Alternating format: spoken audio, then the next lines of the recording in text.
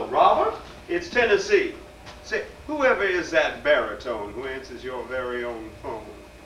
I don't recall anyone so reverberatory at your opening night party at Sardi's.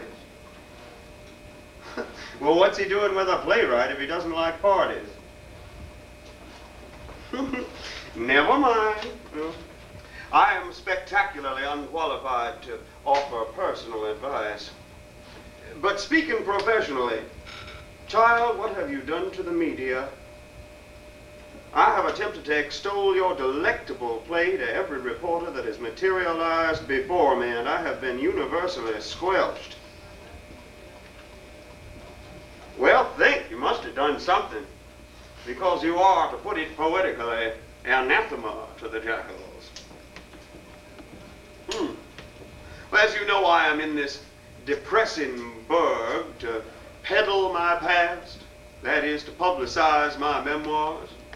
So I have been much among the jackals, and to a man they have informed me that they are under no circumstances permitted to, as they so pungently put it, plug you. Well, never mind. It will pass. Oh, it will pass. Now, I, for convenient example, after a decade of their disdain, am currently so sought after for interviews that I am hard put to avoid oversubscribing my dance card. Which brings me to my immediate point. Did you and your baritone happen to get up or stay up this morning in time to catch USAM or whatever it is, that dreadful morning show? That's morning with an R, as in early in the day, not morning with a UR, as in lamentation. I had a premonition you had not. Well, I'm sorry, because I employed a quaint device on your behalf. Well, as you recall, I have with me here in New York my famously unbalanced sister, Rose, whom they all want with me in hopes that she will perform one of her legendary indecencies. So all coincidences coincided this sunrise on the aforementioned talk show, which happened, blessing of blessings, to be live. Well, the innocently lascivious announcer, his eyes moist with anticipation of some scandal-worthy mishap, asked me if my sister Rose had been enjoying her stay in the Big Apple. In response to which I treacherously replied, why, yes, my sister Rose has had a delightful time, especially at the greatest play of the decade, at which point I dropped your name and that of your enviable achievement.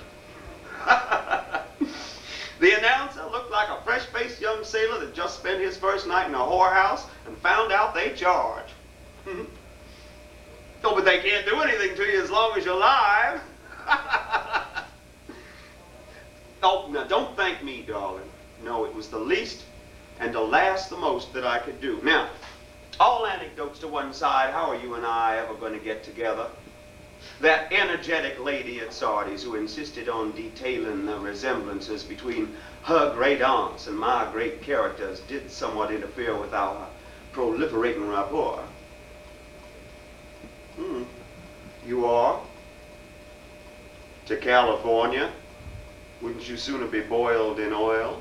Now, I hope you're not going out there to write the film of your own play. As Mr. Arthur Miller would say, they have boys to do that. Yeah, you should just lay on the sand and soak up surfers. That is, unless your baritone objects not only to parties, but to third parties. Well, say hello out there to anybody who remembers me. And let's plan on getting together in some more civilized ambience, wherever on this tired, twisted globe a site deserving of the appellation might survive. Goodbye, darling. Now, I suspect I can intuit from your tremulous tone something of what you're going through.